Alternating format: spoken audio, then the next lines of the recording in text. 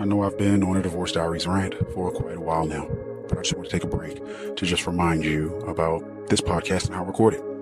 If you haven't heard about Anchor by Spotify, it's the easiest way to make a podcast with everything you need in one place. Let me explain.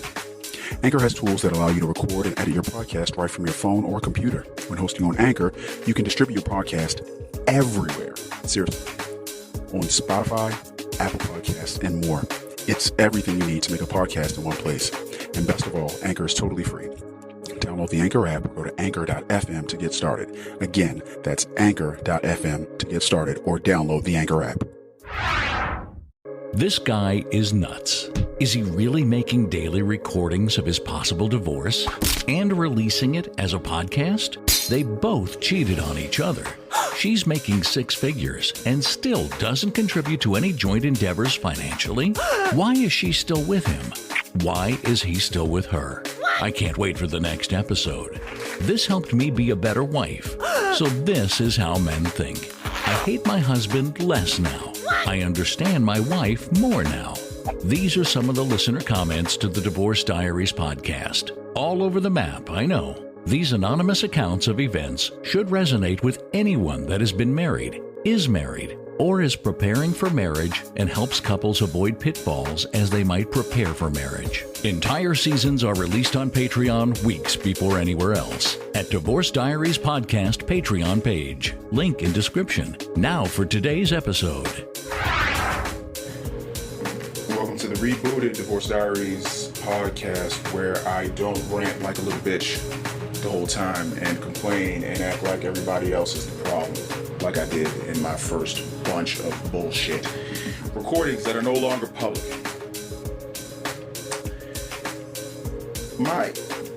This recording, this diary entry is going to be on how my wiring was just so fucked up and how I looked at things. I'm putting it into my wife's words. I was just talking with her yesterday briefly, and she said that I always wanted more and I always wanted her to be better. And she has always had a much better way of articulating things than I ever have. And I always wanted her to be better. Which, let's translate that. She was never good enough.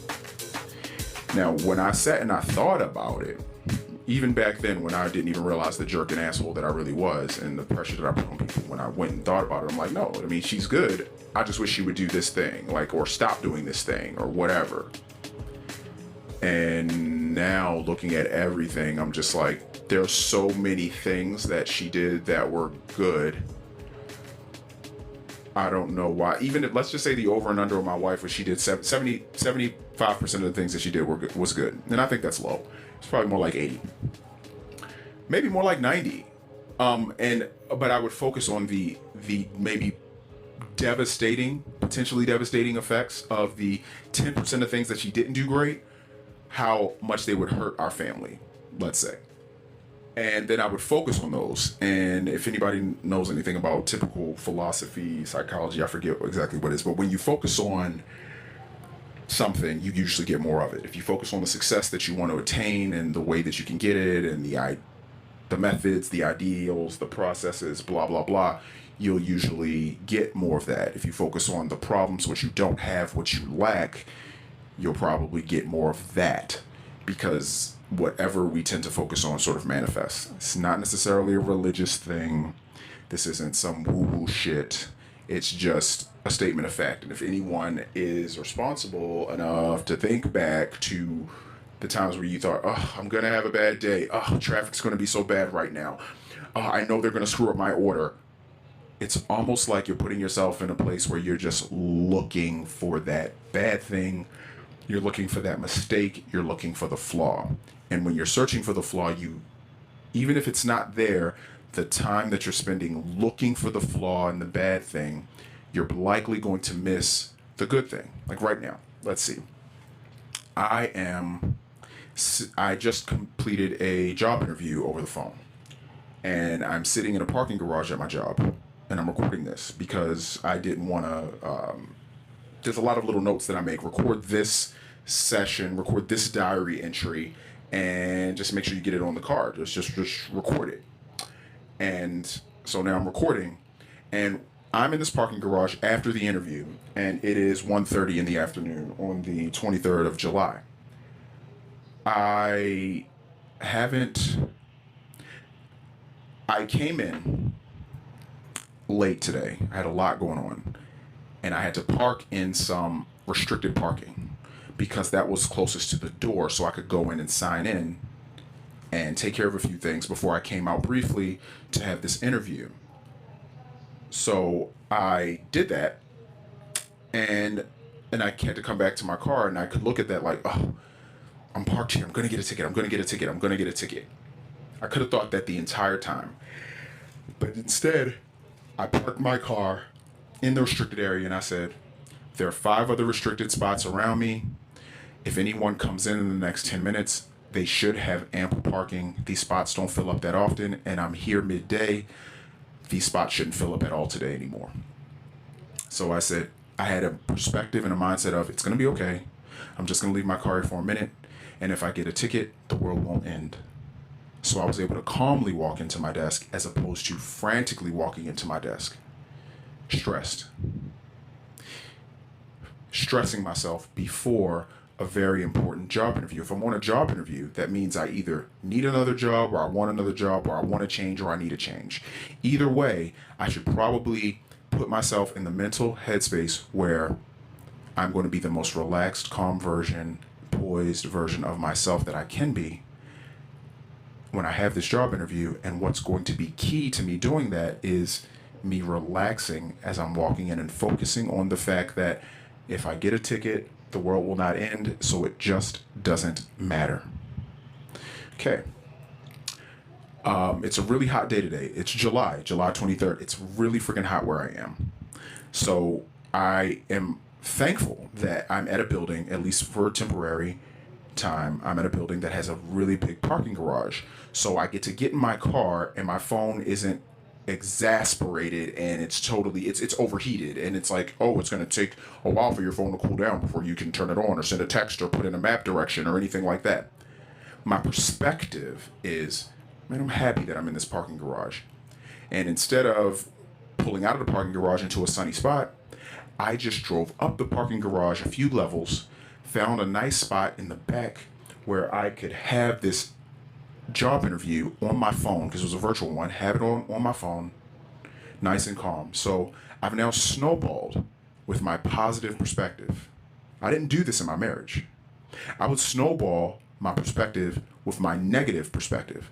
My wife's going to do this. Oh, when I get home, I know she's going to have this. I bet you dinner's not going to be ready like she said she would. Oh, I bet you the kids are going to need to do this. I bet I'm going to have these chores to do. Oh, I know I'm going to have to.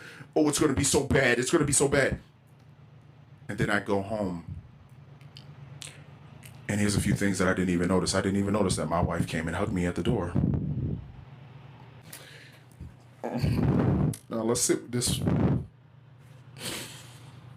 Let's sit with this for a minute, because I have a very contrasted, if that's a word, perspective on my life right now, because I'm living in my own apartment by myself now, and I'm about to surrender my dog. About to surrender him because just the timing has been all wrong. And the poor guy, he's only 8 months old, and I'm about to surrender him because moved from the family house where that would have been more conducive for a dog, and we kind of bounced all around and moved to one apartment, and now something happened, and I'm moving out to my own place, and I'm living in my own place now, and I have the sad realization of what my perspective always was, because I used to think my perspective was spot on, and I used to think I was right, and I used to think I was the smartest motherfucker in the room. But now I think back to those days where I would come home so frustrated and on edge for what my wife wasn't going to do, and I didn't even notice that I came home to a woman that just wanted to hug me when I came in, wanted me to hug her.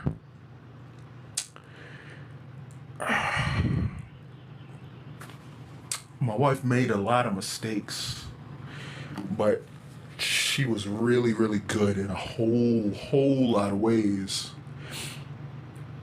And I just, I did what I was taught by my parents. We pick apart what's wrong and we try to fix it. Well, at least that's what I thought they were trying to do. I thought they were only picking out what was wrong because they wanted to fix it and they wanted resolution and they wanted results. And I looked at them as valiant people with righteous perspectives. And my parents were actually just nitpicking, control freaks, perfectionist control freaks that were nitpicky and accusatory.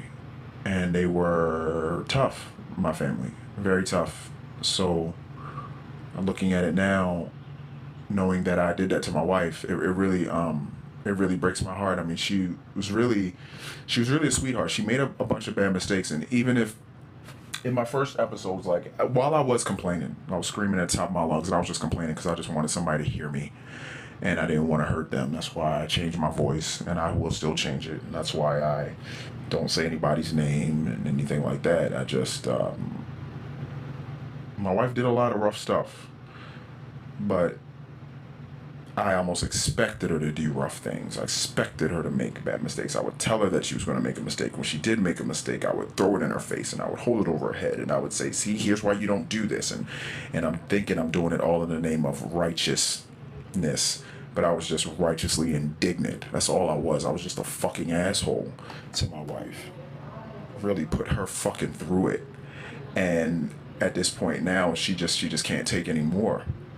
And for a very long time, I'm like, can't take any more. Can't take any more of what? Can't take any more of me providing a good home for you. Can't take any more of me being there for you. Can't take any more of me being financially stable while you're so financially shaky. Oh, while I'm steady Eddie and you're fucking impulsive as fuck. Well, what do you mean you don't want any parts of me? I'm me. I'm great. I'm perfect. That's what I really thought, and that's how I really walked around. And I had a wife that just wanted to hug me. And she wanted to try to make me happy. She wanted to be happy too. But she just kind of, she never meant anything by what she did. Except she always came from a place of niceness and purity and goodness. Even if she was misguided in some of her perspectives, who the hell am I to be constantly calling her out? Hurting her feelings, tearing her down, thinking I'm building her up, or acting like I'm trying to build her up. I'm not fucking building her up. I was fucking breaking her balls. That's what the fuck I was doing, like a fucking dickhead. So yeah. In this diary entry, for all the guys out there, if you are not calibrated the right way, like I'm not, and like I wasn't, really take your time and step back and examine your wife. Examine her for who she is, not by the certain things she did, what she did, and really be fair in your perspective of her. Because I think if you do that, you might find that your marriage is a lot better than you think it is. And hopefully you don't find yourself in a position where it's too late. And, for us, I don't know right now, for us, it might be too late because my wife did do a lot of things.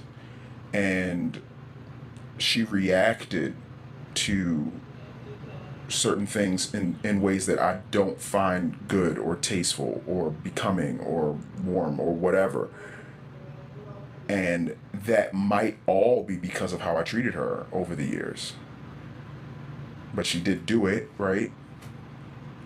So my wife and I both, and maybe her more so than me, she's gonna have to say to herself one day, like,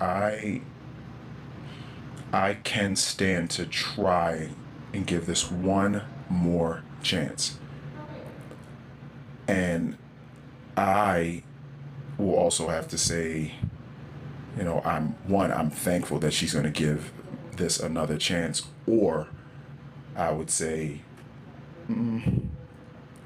there's part of me that wants to give this another chance, but there's a part of me that was really, really hurt by some of the things that you did, and maybe we've done a few irredeemable things to each other and we just can't come back together, and it would be unhealthy for either of us to try to pursue this again. I do believe that our family is at stake, and us being together is the only chance that we have to actually have a family again. I know that I've just read a bunch of articles, and a lot of people say, "Oh, you will find love again. You'll associate yourself with someone else." And da da da.